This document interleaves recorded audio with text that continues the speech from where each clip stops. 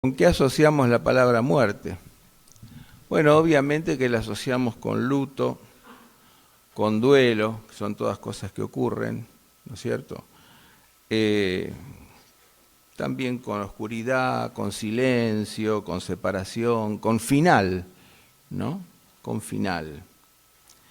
Y es cierto que es un duelo, la muerte, y es cierto que trae tristeza por la separación de los seres que queremos, separación momentánea, pensamos nosotros, ¿no es cierto?, de los seres que queremos.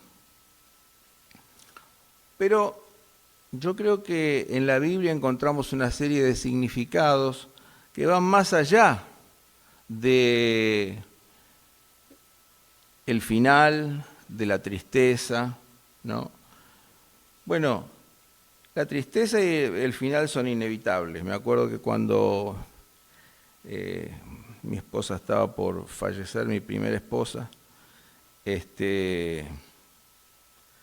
yo me senté en un lugar allí del hospital británico y era tal el llanto que tenía que no me podía contener, y gracias a Dios que estaba conmigo el pastor Servando, el cual se quedó al lado mío sin decir palabra durante media hora, en el cual no podía terminar de llorar, ¿no es cierto?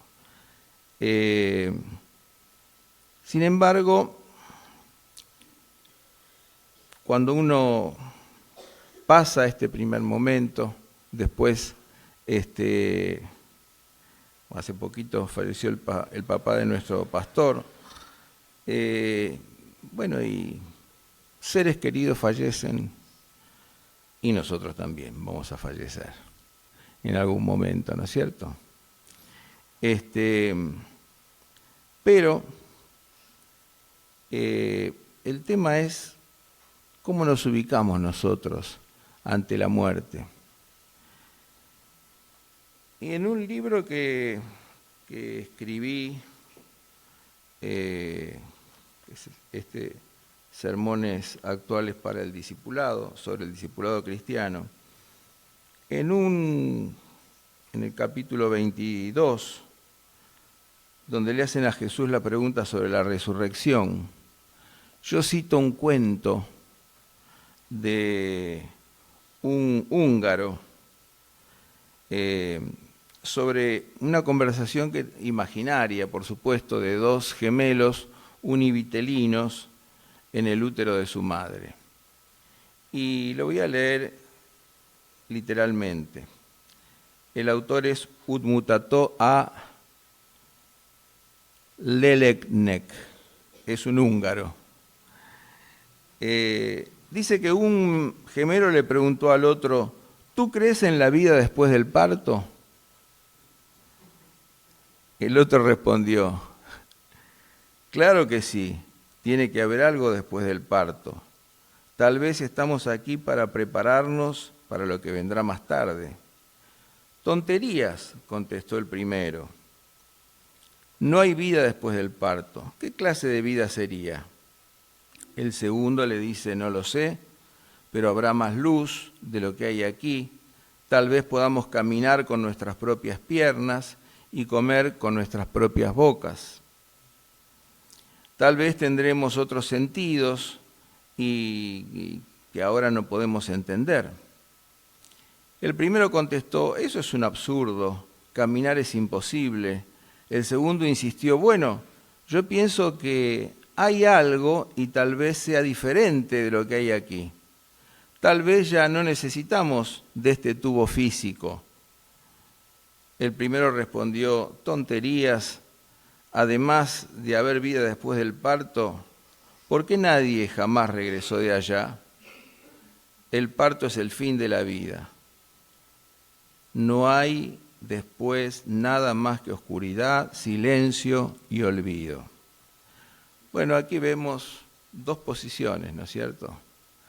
Quienes creen que la muerte es el final y quienes pensamos que después de la muerte hay vida. Para los seguidores de Jesús, ¿no es cierto?, la muerte cambia de significado, cambia de signo.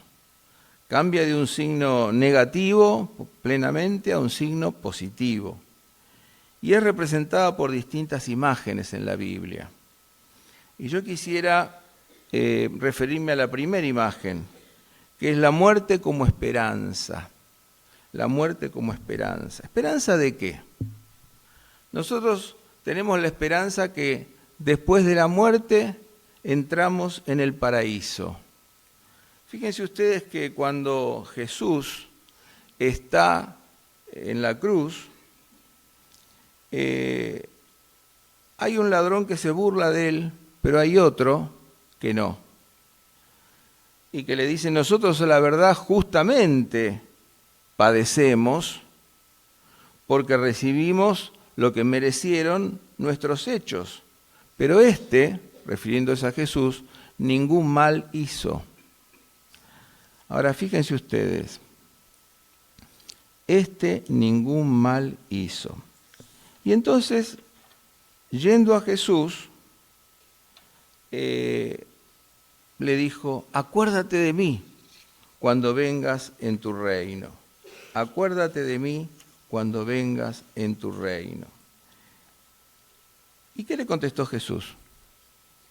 Yo creo que ustedes lo tienen en la pantalla, ¿no? ¿Cómo le dijo? De cierto te digo que hoy estarás conmigo en el paraíso. Hoy estarás conmigo en el paraíso. Bien, la palabra paraíso es una palabra que así traduce en el jardín del Edén los 70, pero en realidad la palabra es la palabra gam, huerto en hebreo. Sí, acá es la palabra paradeiso, o sea, sin embargo, estar con el Señor en el paraíso. Esta noche estarás conmigo en el paraíso. ¿Por qué nos conmueve esta expresión, estas palabras de Jesús? En primer lugar, porque se refieren a un ladrón, a alguien cuya vida había carecido de sentido, de un sentido positivo. ¿Pero qué hizo este hombre? Reconoció a último momento que Jesús era justo, ¿no es cierto? Y que ellos estaban padeciendo lo que sus propios hechos merecían. Y entonces se dirigió a Jesús humildemente y le dijo, acuérdate de mí cuando vengas en tu reino. De cierto te digo que hoy estarás conmigo en el paraíso. ¿Sí?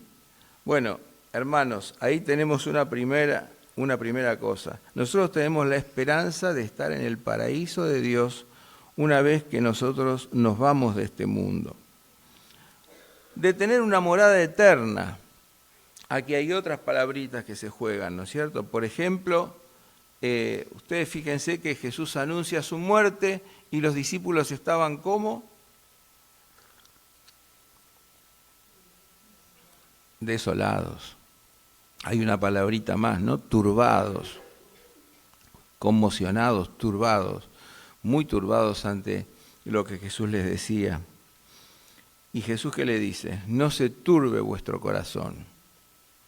¿Creéis en Dios? Obviamente que la expresión es sí. Todo judío creía en Dios. Creed también en mí, les dice Jesús. Creed también en mí. ¿Por qué? Porque en la casa de mi Padre muchas moradas hay. Si así no fuera, os lo hubiera dicho.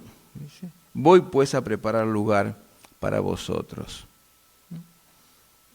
Ahora, fíjense ustedes, en la casa de mi Padre muchas moradas hay. Voy pues a preparar lugar para vosotros. Jesús se fue, pero hay una promesa, Él está preparando el lugar para nosotros. Pablo utiliza dos palabras diferentes. Dice, de cierto os digo que sí, esta morada terrenal, este edificio, uno diría, esta tienda terrenal se deshiciere, porque es como una tienda pasajera, tenemos de Dios una casa no hecha de manos, eterna en los cielos. Y ahí usa dos palabras.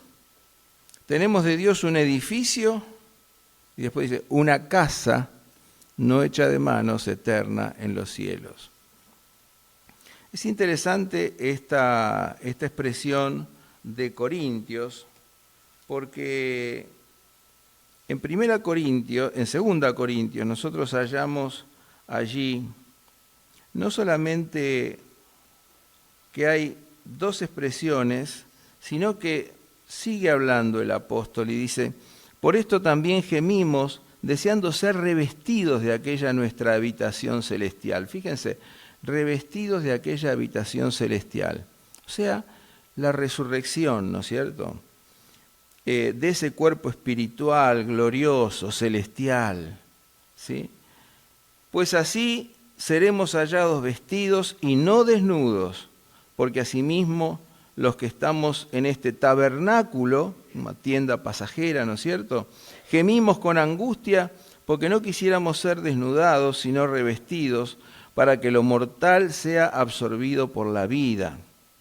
Mas el que nos hizo para esto mismo es Dios, quien nos ha dado las arras, o sea, la garantía, las primicias de su Espíritu. Así que vivimos confiados siempre y sabiendo que, entre tanto que estamos en el cuerpo, estamos ausentes del Señor, aunque por fe andamos, no por vista, pero confiamos, y más quisiéramos estar ausentes del cuerpo y presentes al Señor, por tanto procuramos también, o ausentes o presentes, serle agradables. Qué hermosa expresión, ¿no es cierto? Fíjense cómo explica, ¿no?, allí el apóstol Pablo. Entonces, la muerte para nosotros implica una esperanza. No implica entrar en un sueño eterno hasta la resurrección. No. La resurrección se produce tras la muerte. Y lo que ocurre al final de los tiempos, cuando acabe este mundo, cuando pase este mundo, es una reunión en torno a Cristo de los que están y de los que vienen con Él, ¿no es cierto? Bueno, ahora fíjense, una esperanza de estar en el paraíso, una esperanza de tener una morada eterna, son todas imágenes muy importantes, de ser tomados por Cristo. Fíjense ustedes, en ese Juan 14 que nosotros estábamos leyendo, dice, y si me fuere y os prepararé el lugar, vendré otra vez y os tomaré a mí mismo. Algunas versiones traducen, os llevaré conmigo. Me gusta os tomaré a mí mismo porque da la idea de que Jesús viene a tomarnos, a nosotros, y a llevarnos con Él. Os tomaré a mí mismo. Él nos toma en sus brazos, ¿no? Para que donde yo estoy, vosotros también estéis. ¿Qué me dicen ustedes de esta imagen de la muerte? Es una imagen muy tranquilizadora.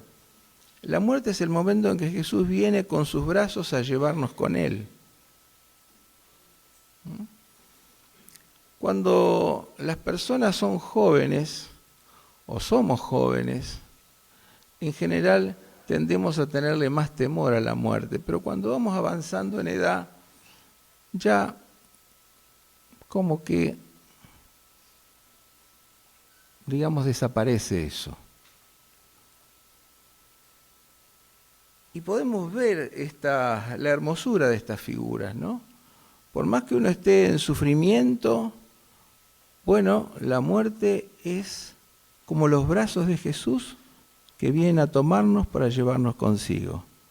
¿No les parece hermosa la figura? Entonces nosotros tenemos a veces que sacar de nuestra mente esas figuras tan negativas de la muerte para confrontarlas con las imágenes bíblicas acerca de la muerte.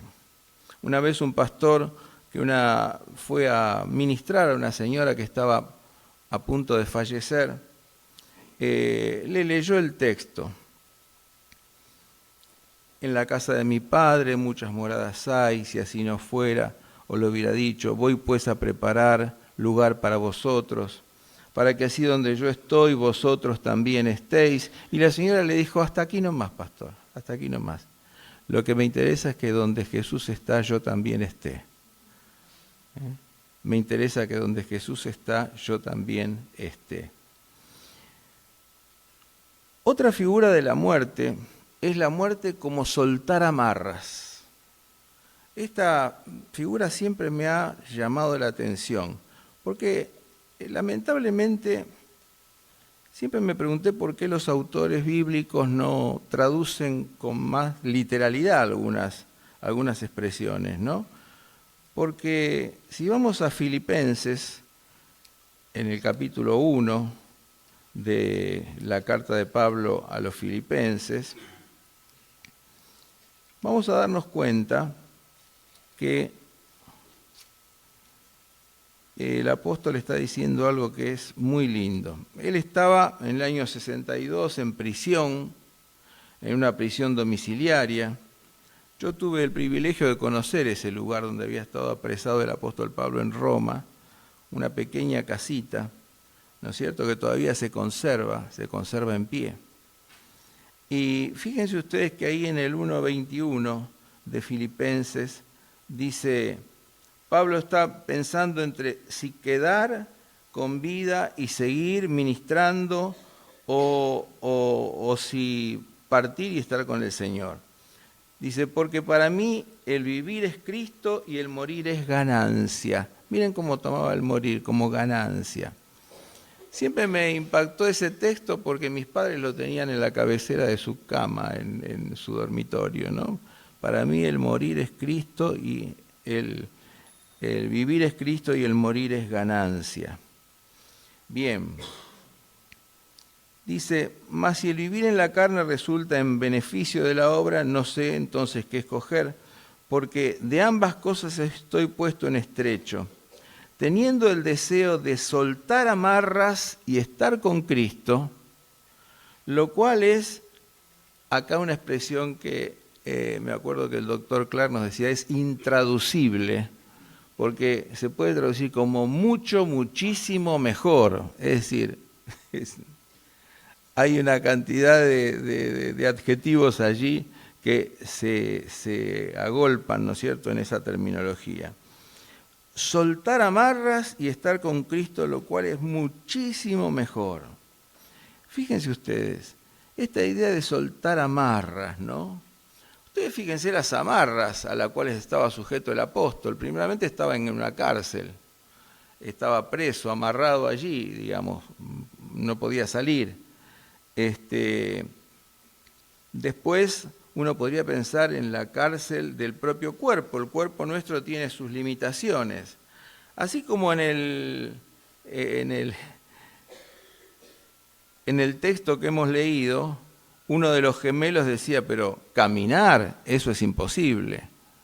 Y es imposible para nosotros, para, digamos, el que está en un determinado estado o nivel de vida, que bueno, le parecerá imposible caminar si está en gestación. Ahora, el cuerpo de resurrección tiene una libertad, ¿no es cierto?, que no tiene nuestro cuerpo actual, sujeto al tiempo y al espacio. Bien, soltar amarras, es como una embarcación que suelta amarras y va hacia un horizonte amplio, hacia alta mar. Y otra de las expresiones es la de 1 Corintios 13. Ahora vemos cómo, por espejo, oscuramente, mas entonces lo veremos cara a cara. Mas entonces lo veremos cara a cara. Soltar amarras, estar en el paraíso, estar en el país de los bienaventurados, en la misma presencia de Jesús, ante el Cordero de Dios inmolado a nuestro favor. Bueno, todo esto significa la muerte. De manera que realmente acá vamos confrontándonos con figuras mucho más alentadoras acerca de la muerte, ¿no es cierto? Y ahora Una tercera figura, la muerte como participación. Como participación.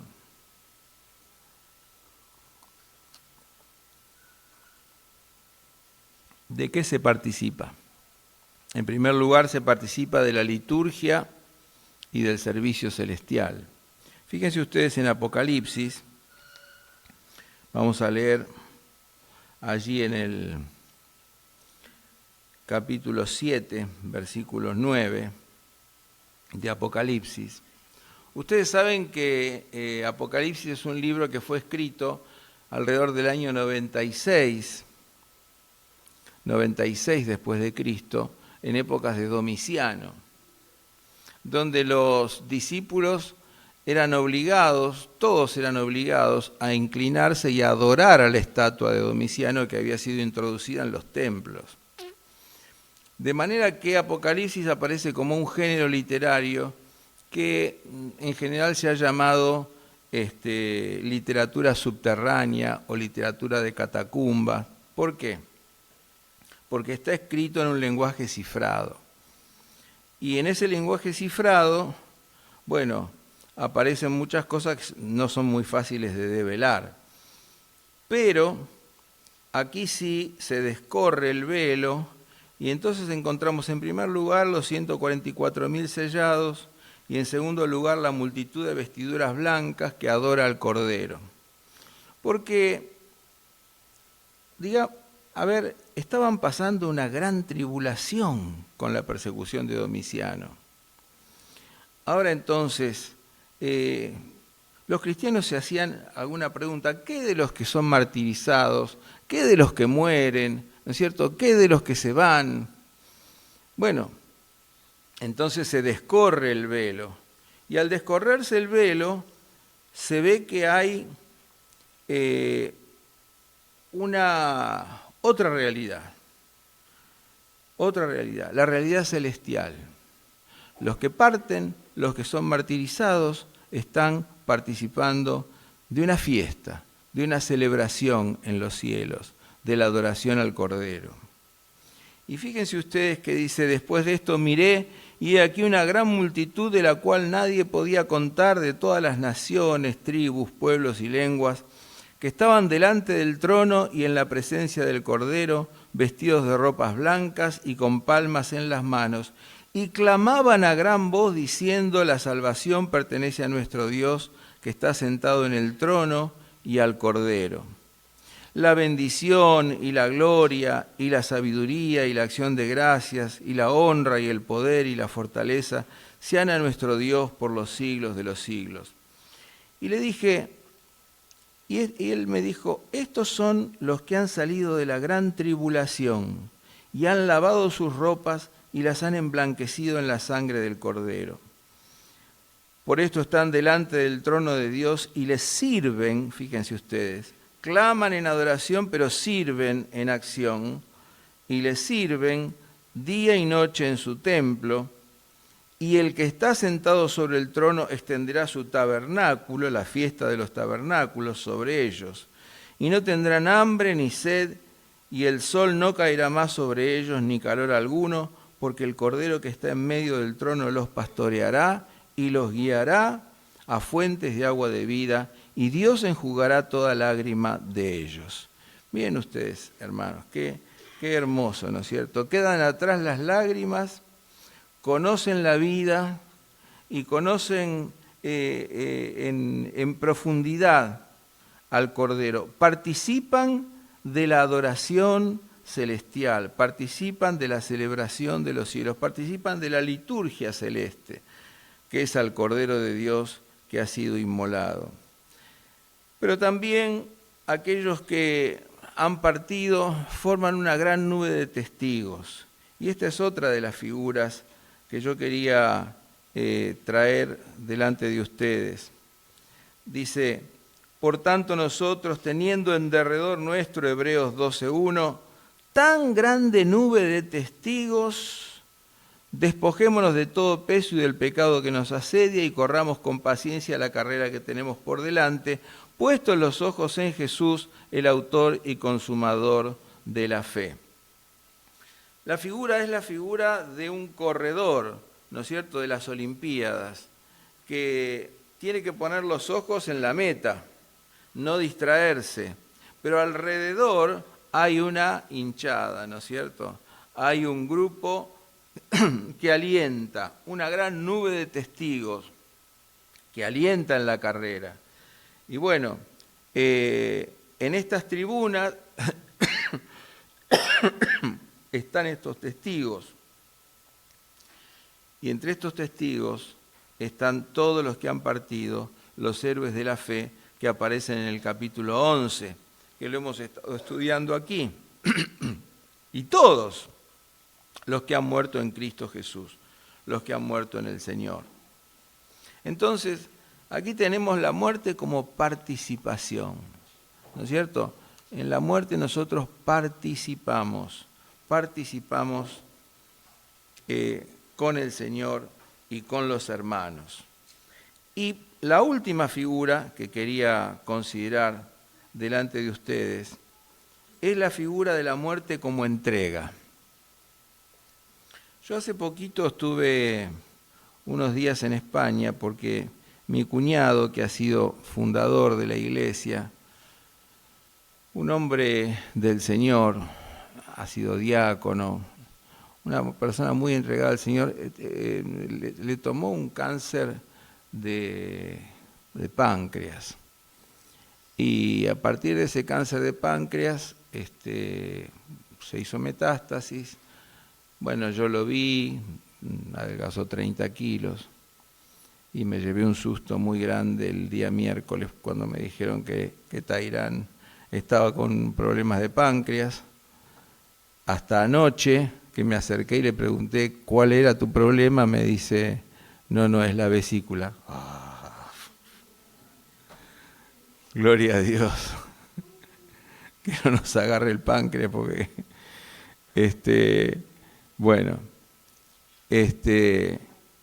pero más allá de esto, les quiero decir que yo le hablaba a él de eso, que la muerte es una última entrega que nosotros hacemos al Señor. En Juan 3:16, ¿qué dice nuestro texto? Porque de tal manera amó Dios al mundo que ha dado. Las versiones traducen ha dado. La verdad que la palabra paradidonai quiere decir ha entregado, pero no sé por qué no hay ninguna versión que traduzca, que yo conozca, como entregado. Entregado a su Hijo unigénito, para que todo aquel que en Él cree no se pierda, mas tenga vida eterna. En Lucas 22:19, el Señor Jesús, ¿no es cierto?, está repartiendo la cena entre sus discípulos. Y dice, esto es mi cuerpo que por vosotros es dado, ahí sí, la palabra dado, la palabra dado, que mi cuerpo que por vosotros es dado. Él dio su cuerpo por nosotros. Nadie me quita la vida, yo la pongo, dice Jesús. Fíjense ustedes, el Padre da al Hijo, el Hijo se da a sí mismo, se entrega a sí mismo. Y en Hechos 2:17, cuando Pedro comienza el discurso, dice, derramaré de mi espíritu sobre toda carne. El espíritu se da, se derrama sobre toda carne. De manera que aquí tenemos esto que es una dádiva de Dios. Jesús, clamando a gran voz, dice Lucas 22:46, dijo al Padre, Padre, en tus manos encomiendo mi espíritu. Y dicho esto, expiró. ¿Qué quiere decir? Entregó su espíritu, dio su aliento.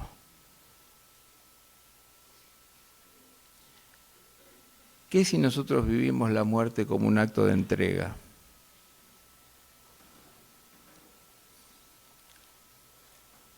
Cuando Jesús, antes de decir, Padre, en tus manos encomiendo mi espíritu, cuentan los evangelios, los dos primeros, en nuestras Biblias, que dijo, Dios mío, ¿por qué me has abandonado? Nos preguntamos, ¿qué significará este abandono de Jesús? ¿Qué significará? ¿Habrá sido algo que sintió Jesús? Parece que no. Parece que no.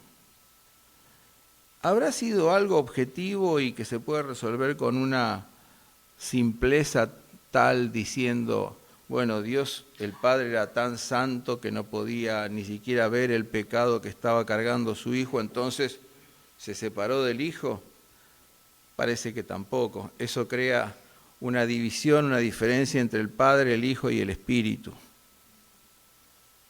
¿Qué será? La presencia del Padre en la cruz de Cristo estaba tomando la forma de una ausencia.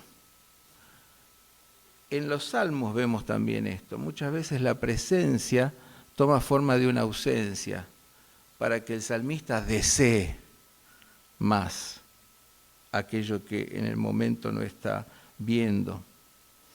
Pero lo cierto es que yo creo que esta expresión parte de un acuerdo intratrinitario.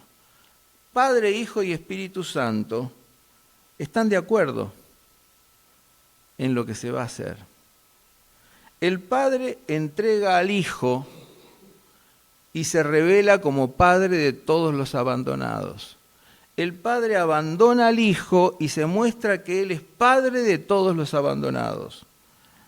El Hijo se entrega a sí mismo y entonces se hace Salvador, hermano mayor de todos los abandonados. Y el Espíritu Santo se derrama sobre toda carne, de todo abandonado, de todo pecador. De manera que en la Trinidad, en el momento de la cruz, hay una comunión entre las tres personas de la Trinidad en medio de la separación y una separación en medio de la comunión. Dios es como si se separara Padre, Hijo y Espíritu Santo de tal manera que en el medio abarcan a toda la humanidad, a todo el cosmos y a cada uno de nosotros. Todos nosotros somos abarcados por Dios. Todos nosotros somos abrazados por Dios. Dios se separa para que la humanidad se una. Dios se separa para que el cielo y la tierra se unan. ¿Se da cuenta? Ahora, este abandono parte de una entrega. La entrega de Dios hacia nosotros, pero requiere una entrega. Dios se entregó por nosotros, nosotros tenemos que entregarnos a Él. Estamos llamados a entregarnos a Él. Así como Él se dio hasta la muerte y muerte de cruz, nosotros somos llamados a darnos hasta la muerte a Él. Y a vivir la muerte como una entrega al Padre. Padre, en tus manos encomiendo mi espíritu.